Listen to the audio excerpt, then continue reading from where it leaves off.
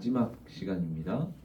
골로새서 4장 2절에서 6절 마지막 시간, 전도 및 선교를 위한 합심 기도.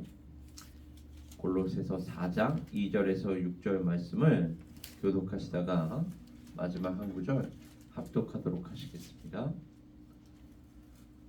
기도를 계속하고 기도에 감사함으로 깨어 있으라. 또한 우리를 위하여 기도하되 하나님이 전도할 문을 우리에게 열어주사 그리스도의 비밀을 말하게 하시기를 구하라.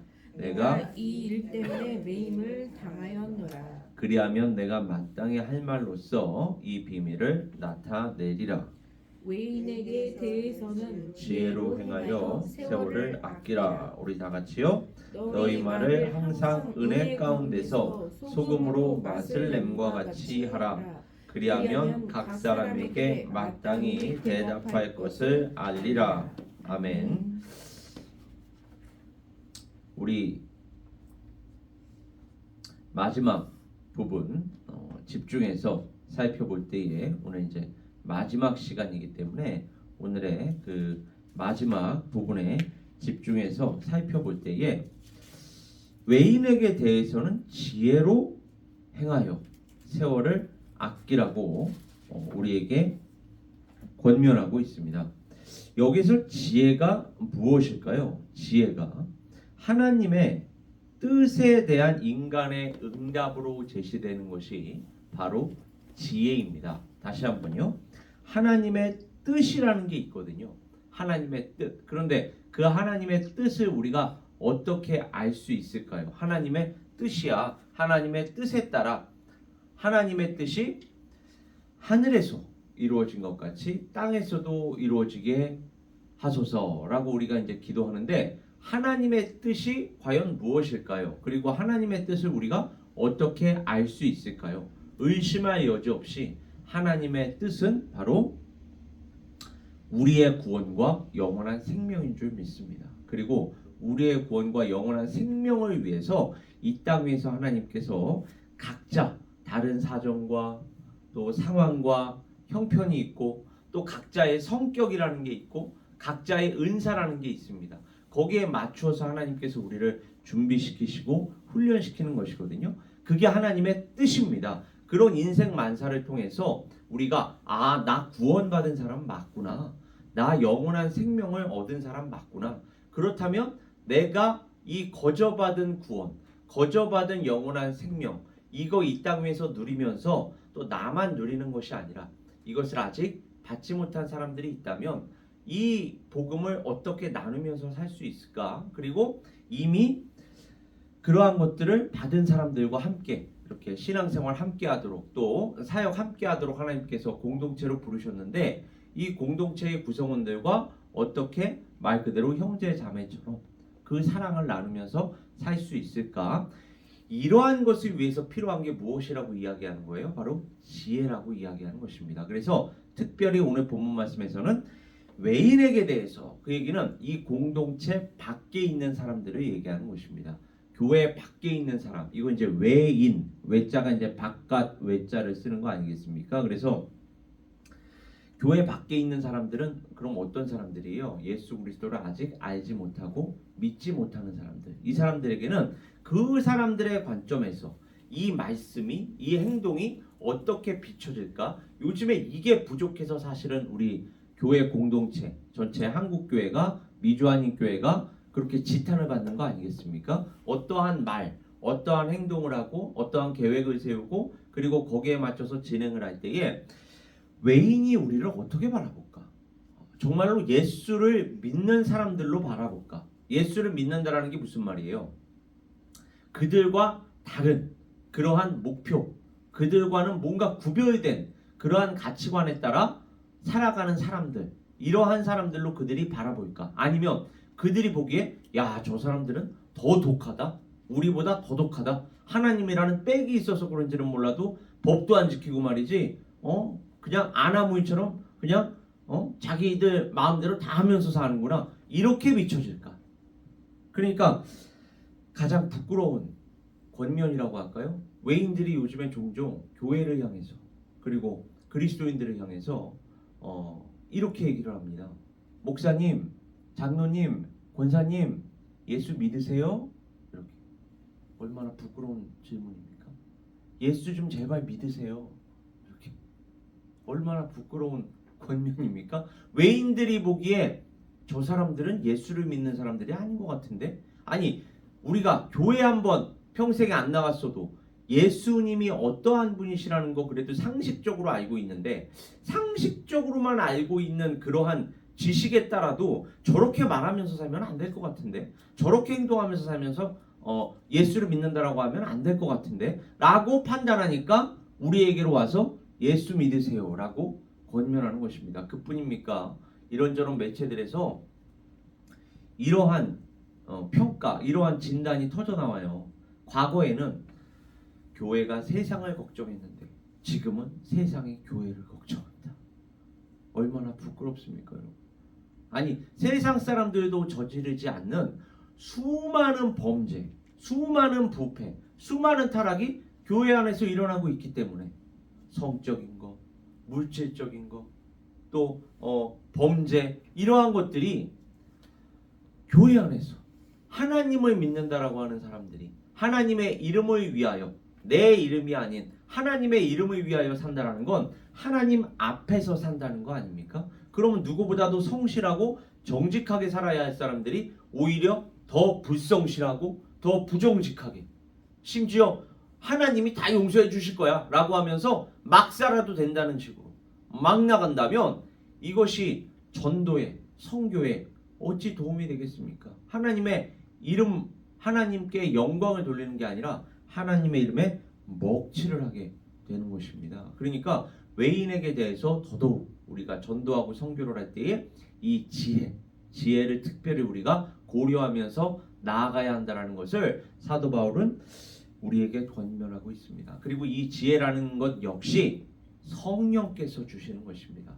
은사로 주시는 거예요. 은혜로 주시는 것인 줄 믿습니다. 우리가 아무리 지혜롭게 말하고 지혜롭게 행동하려고 한다 할지라도 우리 스스로 할 수 있는 것이 아닙니다. 따라서 그 지혜를 위해서 우리가 무엇을 해야 한다는 것입니까? 하나님을 의지하며 기도해야 하는 줄 믿습니다. 그래서 이 시간도 우리가 하나님, 정말로 하나님께 구원받은 자답게, 영원한 생명을 얻은 자답게 아버지 하나님, 하나님께 영광 돌리며 살아갈 수 있도록 이 시간에도 지혜 허락하여 주시옵소서. 그리고 지혜가 우리 안에만 머무는 것이 아니라 표현이 되어서 그것이 전도와 선교로, 그래서 열매로 맺어질 수 있도록 아버지 하나님 이 시간에도 함께하여 주시옵소서. 기도하며 나아가야 할 줄 믿습니다. 이 지혜의 표본이 바로 예수 그리스도이십니다. 예수 그리스도에 의해서 이 세상에서 우리가 어떻게 살아가야 하는지, 어떻게 사역을 해야 하는지를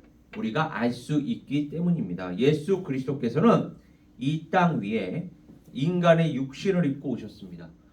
입고 오셨을 뿐만 아니라 제자들과 함께, 특별히 12 제자들과 함께 살아가시면서 정말 동거동락하시면서 예수 그리스도를 믿는 자들이 어떻게 살아가야 하는지, 어떻게 사역을 해야 하는지를 몸소 실천하며 보여주셨습니다. 그것이 바로 지혜라는 것입니다. 성육신의 지혜요, 공생애의 지혜요. 그리고 그 공생애의 마지막 절정이 무엇이었습니까? 십자가 아니었습니까? 우리가 이제 다음 주면은 종료주일과, 내일이면 종료주일이죠. 종료주일, 그리고 종료주일부터 시작되는 고난주간, 성금요일, 그리고 부활주일까지 우리가 함께 기념하게 됩니다. 그때에 우리가 생각할 수 있는 것이 무엇입니까? 바로 이 예수 그리스도께서 우리에게 이 모든 것을 통하여 무엇을 보여주셨는가? 하나님께서는 전도에 미련한 것으로 이렇게 말씀하시죠. 전도에 미련한 것, 이 세상의 지혜가 아니라 전도라는 하나님의 지혜, 이 지혜가 필요하다는 얘기예요. 하나님의 지혜, 하나님의 지혜는 당신의 독생자 예수 그리스도를 이 땅 위에 보내주셨고 당신의 모든 뜻을 다 감당하게 하셨습니다. 그리고 이제는 우리로 하여금 예수를 믿는 자들로서 그 십자가의 길을 함께 걸으라고 명령하시는 것입니다. 그리고 이것을 위해서 어떻게 하면 우리가 아직 예수 그리스도를 알지 못하고 믿지 못하는 자들에게 다가갈 수 있을까?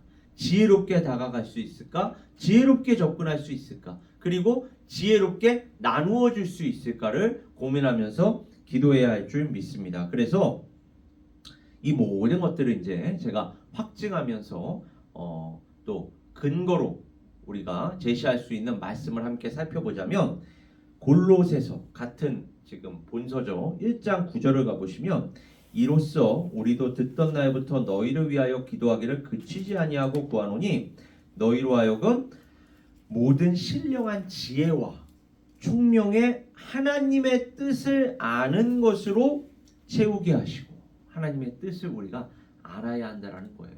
그리고 이것을 알려면 우리에게 지혜가 필요하다. 그리고 아는 것으로 끝나서는 안 된다. 이제는 우리가 전파하며 살아야 한다. 그게 바로 또 골로새서 1장 28절에 나와 있어요. 우리가 글을 전파하여 각 사람을 권하고 모든 지혜로 이렇게 나와요. 모든 지혜로 각 사람을 가르침은 각 사람을 그리스도 안에서 완전한 자로 세우려 함이니. 이렇게 하나님의 뜻과 지혜가 밀접하게 연관이 되어 있을 뿐만 아니라 예수님께서 특히 전도할 때 이 지혜가 필요하다는 거. 보라 내가 너희를 보냄이 양을 이리 가운데로 보냄과 같도다. 그러므로 너희는 뱀같이 지혜롭고 이렇게 나오죠. 그리고 비둘기같이 순결하라. 그 얘기가 무슨 말일까요? 지혜로워야 하는 게 맞습니다. 그러나 지혜롭다라는 말을 세상적으로 또 해석하여서 정말 수단과 방법을 가리지 말고 전도하고 선교하라는 게 아니에요. 그 뒤에 뭐가 나와 있죠? 비둘기같이 순결하라. 괴물을 물리치기 위해서 우리가 괴물이 되어서는 안 되는 것입니다. 아무리 괴물을 물리치기 위해서라도 우리에게는 하나님의 말씀이라는 뚜렷한 기준이 있어요. 그리고 그 기준은 우리에게 성실과 정직을 이야기합니다. 불성실하고 부정직하게 나가면 안 되는 줄 믿습니다. 우리가 오히려 정말로 예수 그리스도를 안 믿는 사람들에 비해서 더 열심히 살아야 돼요. 우리는 은혜로 구원받았지만 그 은혜로 역시나 은혜의 열매를 맺어야 하기 때문에 은혜의 열매라는 게 뭐예요? 세상 사람들과 세상 사람들의 기준을 오히려 뛰어넘는 그러한 성실, 그러한 정직이 우리 안에서 맺혀져야 한다는 것입니다. 그러나 이게 우리 스스로 맺혀질 수 있는 것이 아니기 때문에 예수 그리스도께서 뭐라고 말씀하셨어요? 내가 너희 안에, 너희가 내 안에 거하면, 다시 말해서 하나님께서 우리와 함께 하시면, 예수 그리스도가 우리와 연합해 주시면, 그래서 성령의 능력을 우리에게 주시면 너희가 많은 열매를 맺나니 너희가 나를 떠나서는 아무것도 할 수 없음이라. 이렇게 말씀하십니다. 그러니까 예수 그리스도께서 우리와 함께하여 주시지 않으면 구원과 영원한 생명 말할 것도 없거니와 그러한 것들에 따른 열매 또한 맺을 수가 없다라는 것입니다. 그러니까 우리는 항상 예수로 시작해서 예수로 끝나는 줄 믿습니다. 에베소서 5장 15절에서 16절 가보면 그런즉 너희가 어떻게 행할지를, 어떻게 행해야 할까를 자세히 주의하여 지혜 없는 자같이 하지 말고 오직 지혜 있는 자같이 하여 세월을 아끼라. 때가 악하니라. 그리고 예수 그리스도 안에는 지혜와 지식의 모든 보화가 감추어져 있느니라. 마지막 골로새서 3장 16절 가보면 그리스도의 말씀이 너희 속에 풍성히 거하여 모든 지혜로 피차 가르치며 권면하고 시와 찬송과 신령한 노래를 부르며 감사하는 마음으로 하나님을 찬양하고. 이렇게 오늘 본문 말씀을 마지막 부분에 집중하면서 하나님의 뜻 그리고 지혜, 이러한 것들이 우리의 구원과 영원한 생명, 그리고 거기에 따른 열매, 전도와 선교로까지 이어진다는 것을 우리는 확증할 수가 있는 것입니다. 따라서 지금 이 시간도 하나님 지혜를 부어주시옵소서, 지혜를 더하여 주시옵소서. 그러면 하나님께서 주시리라 라고 야고보서는 우리에게 권하고 있는 줄 믿습니다. 미국 마스터스 골프 대회라고 유명한 골프 대회가 있죠. 메이저 골프 대회. 언제 시작되었는지 아십니까? 1934년에 시작되었다고 합니다.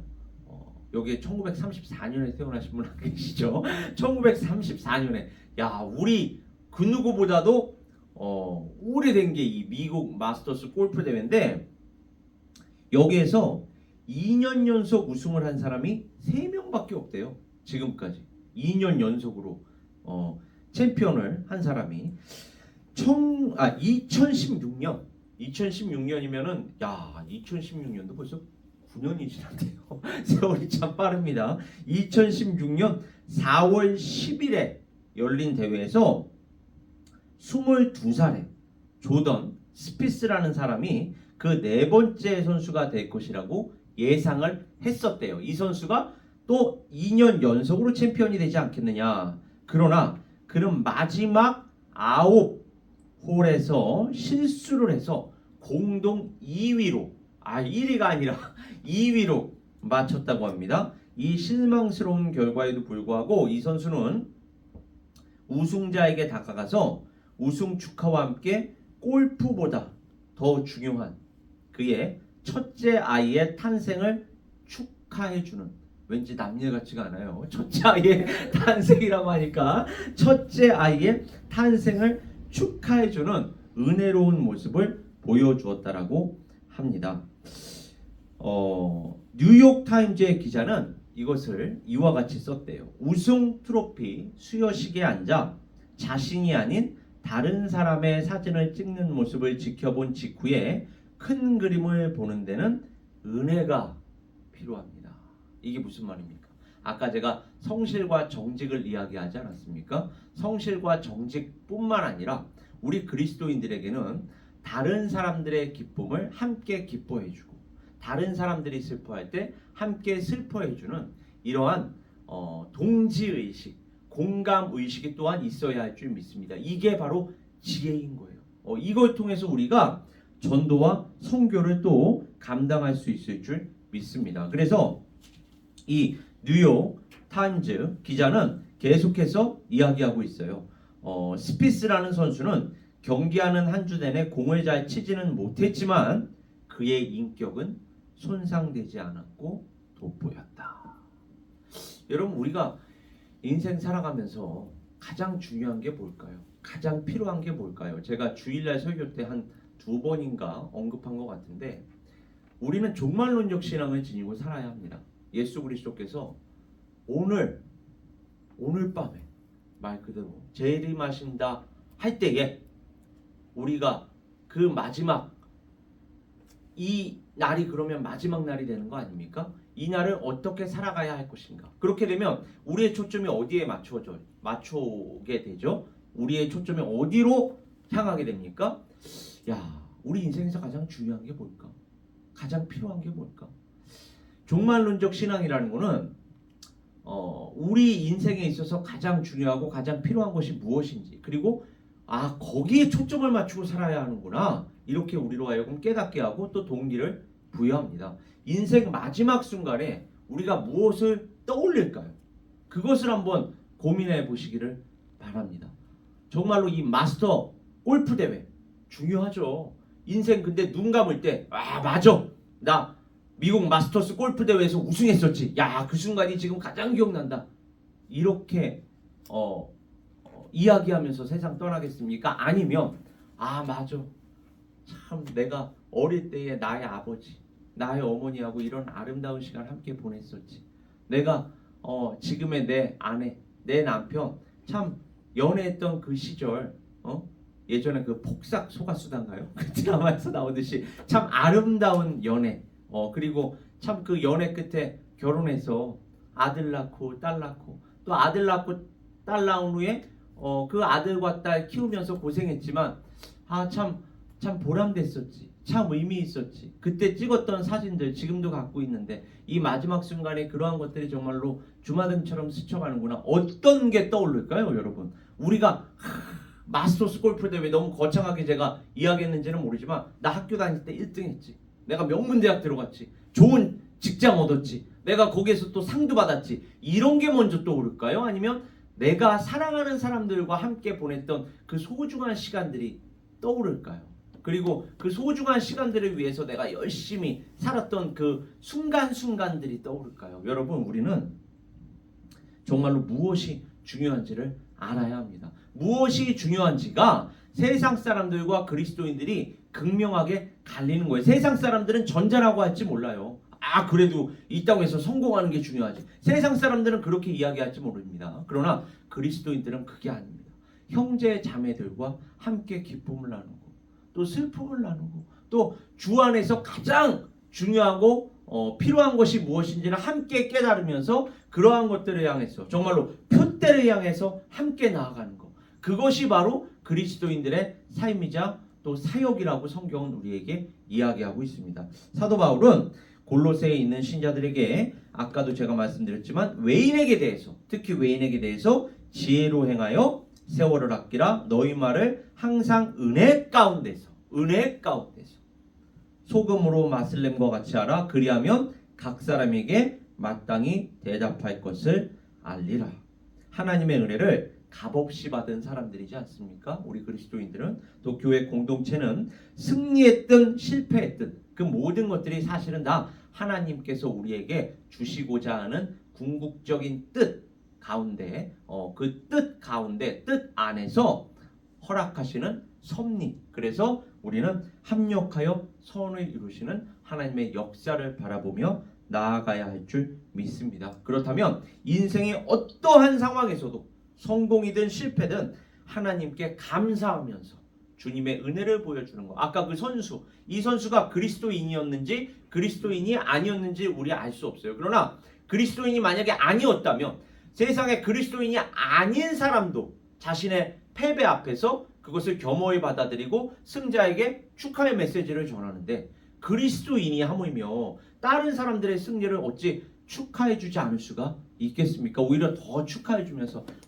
정말로 우리 페어 게임 했는데 이 페어 게임 내가 참 당신과 페어 게임에서 영광이었다, 참 감사했다. 그때 우리의 인격이, 신앙 인격이 더 돋보이지 않겠습니까? 그러면서 세상 사람들이 저 사람은 뭐야? 우리는 졌으면은 분하고 말이지, 원통하고 말이지, 이런 감정이 먼저 들 것 같은데 저 사람은 그것까지도 감사하면서 승자에게 저렇게 넉넉한 칭찬, 넉넉한 그 축하의 메시지를 보내네. 저 사람은 도대체 어떤 가치관으로 살아가는 거지? 그때의 전도와 선교가 이루어지는 줄 믿습니다. 그러니까 우리는 인생의 어떠한 상황 속에서도 이렇게 주님의 은혜를 보여주는 것, 이것이 사실은 손해를 보는 게 아니라 우리의 특권이자 소명인 줄 믿습니다. 이러한 우리의 특권이자 소명 함께 누리면서 또 오늘 이 시간도 또 오늘 하루도 이러한 것들을 나누면서 주 안에서 승리하시는 우리 각 사람 에베네스의 선교교회 될 수 있기를 주님의 이름으로 축원합니다. 우리 시간 함께 기도하겠습니다. 아버지 하나님, 감사